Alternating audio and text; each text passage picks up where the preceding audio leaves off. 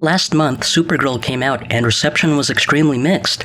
Many were claiming this to be one of the worst superhero movies ever, and others were saying it's one of the worst movies of all time. As someone who has been excited for the movie since seeing Superman 3 times in theaters, this disappointed me. It was disheartening to hear all of these negative reviews. But these were just opinions. I hadn't seen it yet. Was it really that bad? Would this be the end of the DCU only 2 movies in? I saw the movie a few days after release, and no, it's not anything like that. I wouldn't say it's bad at all, maybe disappointing to some, but calling it horrible would be an overstatement. I didn't like it as much as Superman, but I thought it was pretty good. I don't think it's any worse than most superhero movies. I never went into it expecting a masterpiece, and instead, I got a fun watch out of it. I just have to get one thing out of the way beforehand. This was originally titled Supergirl Woman of Tomorrow, named after the comic it is adapted from, but they dropped the subtitle a long time ago. While it's still based on the comic, I accepted that this was likely done to distance it from the source material. That's a completely fine thing, and while it's fully understandable to have some issues with the changes, it wasn't going to be a one-to-one adaptation because it wasn't trying to be. I have always been somewhat lenient with adaptations. I enjoy when it's accurate to the details in the story, but I would rather it be accurate in spirit. Take for example Robert Eggers' Nosferatu.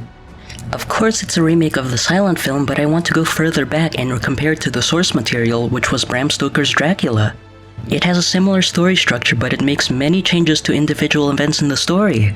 It's not very detail-oriented with its accuracy, but after reading Dracula and comparing it to Nosferatu, it was the atmosphere and tension that I felt was captured faithfully in the movie. That's what I look for in adaptations. I felt the same stuff when I read Frank Herbert's Dune before I saw Denis Villeneuve's Dune movies, and I felt it just as recently with Christopher Nolan's The Odyssey as adapted from Homer's Odyssey. Even if it changed the message of the story, I still felt the weight and scale from when I read Emily Wilson's translation. I see film adaptations and remakes as supplemental material that give the impression of the original while being its own thing, and not as a replacement. Like The Odyssey, it's just like having another translation, and every translation comes with the translator's bias and artistic vision, which differs from the original. Art is a conversation between the past and present. Supergirl is just a different take on Tom Cruiks's graphic novel. I still think the original is good, but I don't see it as the untouchable masterpiece that others see it as. It's well written, but it still has all of those Tom King quirks that I don't enjoy reading so much. It's not bad, but I feel as though the comic is carried through the art, and sometimes the narration takes away from it. Because of this, I was already going to be a bit more welcoming to creative liberties being taken. Some of them fit and some of them don't. But I want to start off with the most drastic change, which is the ending. In the graphic novel, Kara does not kill Krem.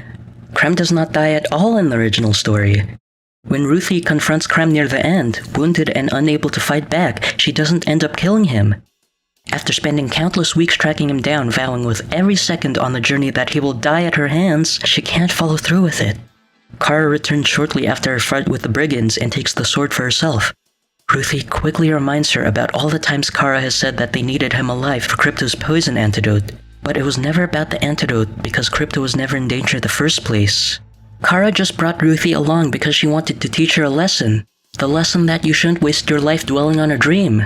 Ruthie dreamed of killing Krem and Kara dreamed of Krypton.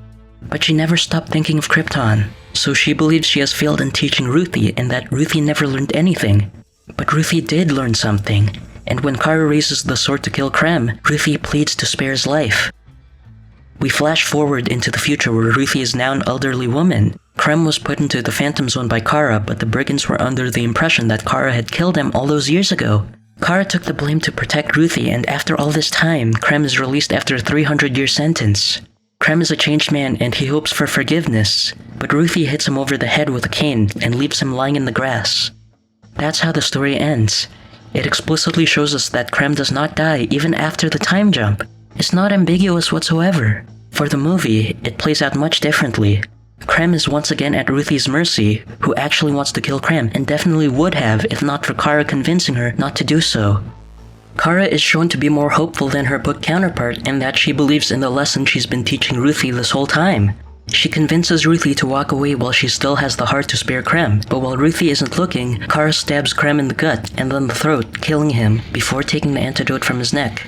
This could be seen as a misunderstanding of the source material, and it definitely is when you see some interviews with the writer, Anna Nogueira, as she completely misreads the ending. The part that makes this work, however, despite being a complete departure from the original text, is that the movie was not looking to tell the same story. From the beginning of the movie, countless changes were made in order to make this ending feel more warranted rather than just cheap subversion. If this were comic creme, this ending wouldn't make any sense, but this creme has been built to serve a different purpose. The entire twist from the comic where Krypto is completely fine and that Kara didn't need the antidote is completely removed. Krypto is truly in danger. The slow-acting poison from the original is much stronger, forcing the story to move quickly over 3 days rather than the long, slow journey of the comic. Kara is actually worried about Krypto and doesn't want to bring Ruthie along at all, even after Krypto is shot. Kara doesn't need to teach Ruthie a lesson, and Ruthie is only there because she has followed her. Kara is understandably more angry here, and it makes sense that she would want to kill Krem, but that's not where it stops. Instead of Krem joining the brigands about halfway through the story, the movie has him be a part of the brigands from the beginning. Rather than making him an opportunist who will allow a genocide for his own freedom, they make the brigands and their actions a core part of Krem. The brigands in the movie are changed to be human sex traffickers rather than just plain killers. This choice, I feel, was very intentional, swapping out one atrocity for another to make it feel more connected to a feminist lens and to be more relevant. Krem feels more imposing and inherently evil, and while that misses the point of comic Krem just being an average guy and how evil can come from anywhere, it does make sense for the story they want to tell. In a short scene told in flashback when Kara still lived in Argo City with her bedridden mother, we are given this line. Huskasset vanigas. Pomerellen Tosha. In Bangalore. Markin. Det was full of shocks. Jag inte Sirium. Jag vuxe var eludelusod. Men jag inte Sirium. Pomerell massa anim. Rasa ili.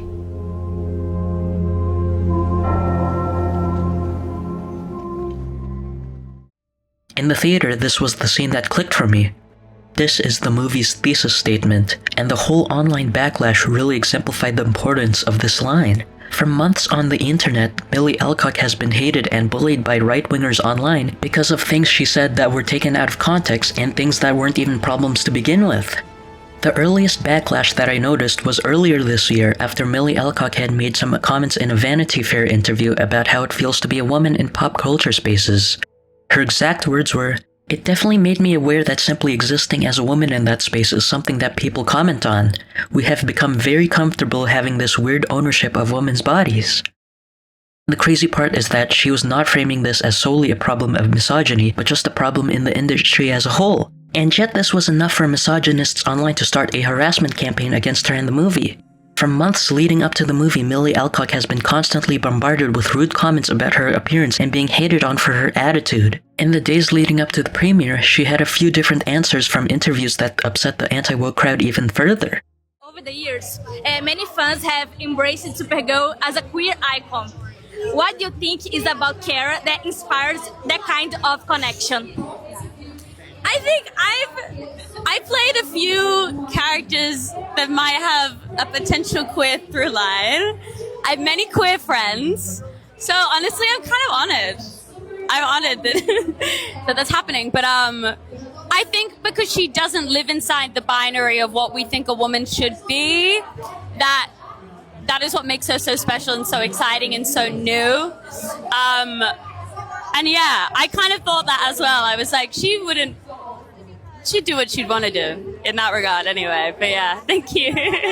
There's been a lot of discussion online about Kara's queerness in the comics. Was that something that you explored when you were preparing for the role? It wasn't, but in honor of Pride Month, as I'm getting all these questions, I don't know. I think that what makes this film so beautiful is that it's not centered around a man. It's not centered around love at all. Exactly. If anything. Yeah. But we'll see. I don't really know, but I don't know. I don't know. It's great. She'd probably go both ways.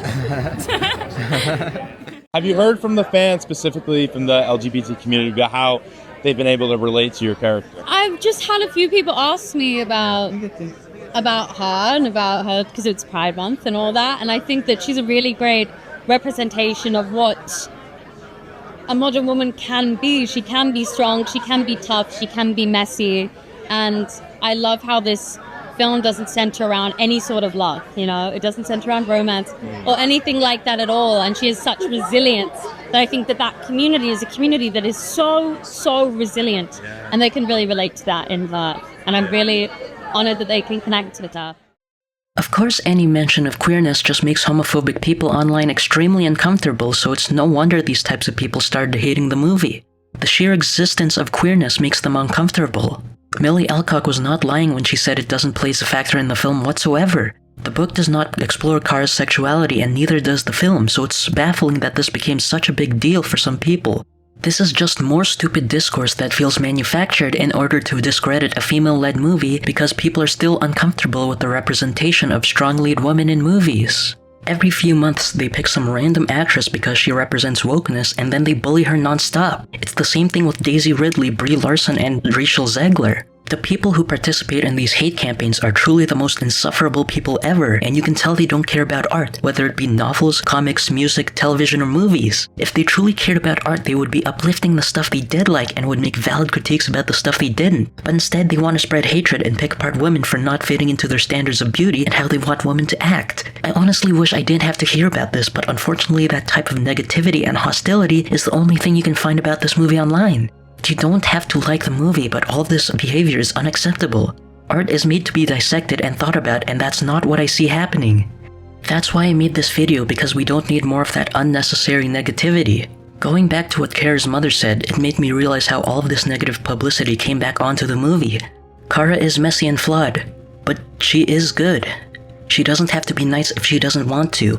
You don't have to be nice to the people who willingly hurt others and benefit from their mistreatment. In a way, this parallels Millie Alcock in reality. She shouldn't have to feel like fitting into the standard that the world places onto her. She should be allowed to be herself. The world sees pristine and perfect as good, but all that's doing is putting people into boxes and harming them. It also applies to the movie.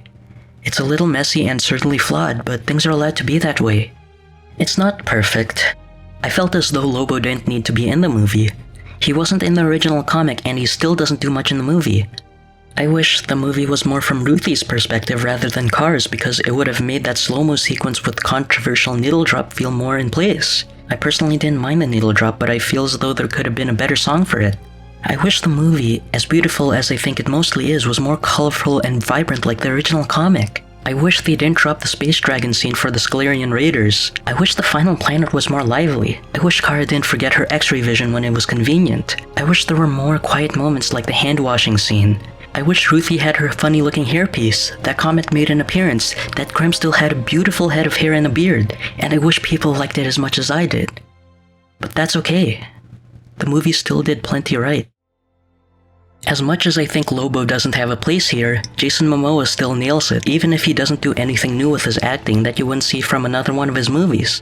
Eve Ridley is really good at Ruthie. She delivers the formal dialogue without feeling stilted, although I wish they leaned even more into the formal language. Matthias Schoenaerts was menacing as Krem. I think many scenes looked incredible even if they could have pushed it further into fantasy visuals. I like that one of the planets is named after Bilky Evely, the penciler for the comic. I actually enjoyed all the needle drops in music because they seemed to fit the character, especially Sleigh Bells This Summer. I liked the action, even if it was a bit nauseating to see in IMAX. I loved Millie Alcock's performance, and she did incredible with the scenes in Kryptonian dialect. I loved seeing David Cornsweet interact with Millie again, and I'm so excited to see them interact in the future. I'm glad I like this movie. The main takeaway for anyone to come out of Supergirl is that you don't have to be the best. A movie doesn't have to be a revolutionary masterpiece. You don't have to be kind or perfect. You just have to be good.